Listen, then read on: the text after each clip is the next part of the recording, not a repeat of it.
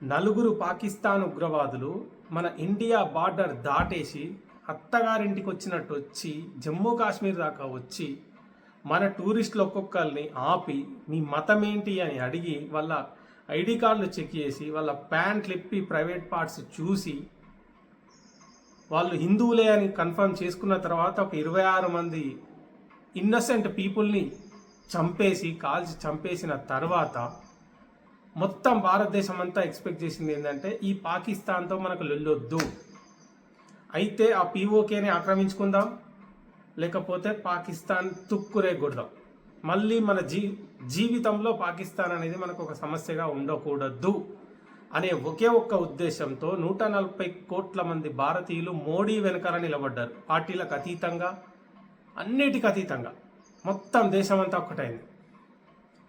అయితే ఆ టెర్రరిస్ట్ గాడు మన భారతీయుల్ని చంపినప్పుడు, కాల్చి చంపినప్పుడు వాడు ఒక సవాల్ విసిరిండు.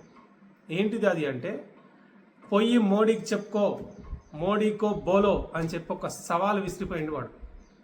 ఒక టెర్రరిస్ట్ నా కొడుకు మన భారతదేశ ప్రధాని పేరు తీసి మోడీకో బోలో అని వాడు సవాల్ చేసి వెళ్ళిపోయిండు.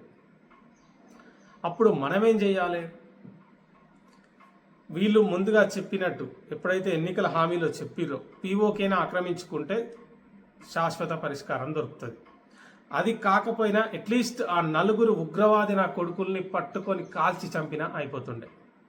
వాళ్ళు వచ్చిర్రు, అత్తగారింటికి వచ్చినట్టు వచ్చిర్రు, వెళ్ళిపోయారు. జమ్మూ కాశ్మీర్కి టూరిస్టులు వస్తారు చూసినావా, టూరిస్టులు వచ్చినట్టు వచ్చి వెళ్ళిపోయినట్టుగా పాకిస్తాన్ నుంచి తీవ్రవాదులు వచ్చి 26 మంది అమాయకులను చంపి టూరిస్టులు లెక్క వచ్చినట్టు వచ్చి వెళ్ళిపోయారు. ఆ నలుగురిలో ఒక్కరినైనా పట్టుకున్నారా? పట్టుకోలే.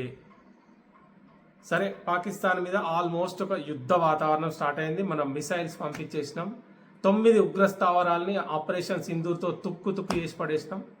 అదే ఊపుతో అట్లీస్ట్ పీఓకేనైనా ఆక్రమించుకుంటారు అని చెప్పి భారతదేశం నమ్మింది మోడీని.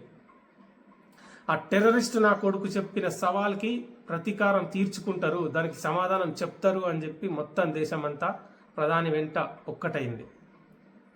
కానీ ప్రధానమంత్రి ఏం చేసిండు?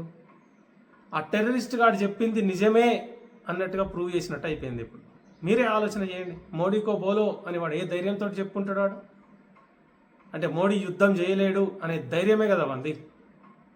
ఆ ధైర్యంతో కదా వాడు అంత మాట అని ఉంటాడు. లేకపోతే వాడు తుమారా ప్రైమ్ మినిస్టర్కో బోలో అని ఎందుకో అనలే, నరేంద్ర మోడీకో బోలో అని ఎందుకు అన్నాడు అంటే, ఇండియన్ ప్రైమ్ మినిస్టర్స్ అంటే సింహాల్లా గర్జించి చీల్చి చెండాడుతారు అనే ఒపీనియన్ మనకు ఉన్నది కాబట్టి తుమారా ప్రైమ్ మినిస్టర్కో బోలో అని వాడు అనలే. ఎందుకంటే మనకు ఒక ఇందిరాగాంధీ తెలుసు, ఒక వాజ్పేయి తెలుసు. ఎందుకంటే వాళ్ళు మొత్తం చీల్చి చెండాడి పాకిస్తాన్ ఎక్కడికక్కడ తుక్కు చేస్తారనే ధైర్యం మనకి తెలుసది, ఆ నమ్మకం. అందుకే వాడు ప్రైమ్ మినిస్టర్కో బోలో అనలే, నరేంద్ర మోడీకో బోలో అన్నాడు. ఎందుకు అని ఉంటాడు అంటే, ఎప్పుడైనా నరేంద్ర మోడీ యుద్ధం చేయాల్సి వచ్చినప్పుడు మళ్ళా అమెరికా ఆపేస్తుంది. అప్పట్లెక్కనే అప్పుడు ఇందిరాగాంధీని ఆపాలని చూసినట్టు, ఇటు వాజ్పేయిని ఆపాలని చూసినట్టు, ఇటు నరేంద్ర మోడీని కూడా ఆపాలని చూస్తుంది అని మనకి తెలుసు కావచ్చేమో. అట్లా తెలిసినప్పుడు నరేంద్ర మోడీ స్నేహితుడు అయిన అదాని జుట్టు ట్రంప్ చేతిలో ఉన్నది కాబట్టి, ట్రంప్ చెప్పిన మాటకు నరేంద్ర మోడీ ఈజీగా తలగ్గుతాడు కాబట్టి, అదే ధైర్యంతో వాడు నిజంగా మోడీకో బోలో అని అనుండొచ్చేమో. ఎందుకంటే మనం ఆ మాటని ఇప్పుడు నిజం చేసినట్టే. యుద్ధం నుంచి వెనక్కి వచ్చినామంటే ఆ టెర్రరిస్ట్ నా కొడుకు చెప్పిన మాటని మనమే నిజమని ఒప్పుకున్నట్టు. ఇక్కడ పోయింది నరేంద్ర మోడీ పరువో కాదు, మొత్తం భారతదేశం ఇజ్జత్ పోయింది. 140 కోట్ల మంది భారతీయుల పరువు ప్రపంచం ముంగట పోయింది. వాస్తవమా కాదా? కామెంట్స్లో పెట్టి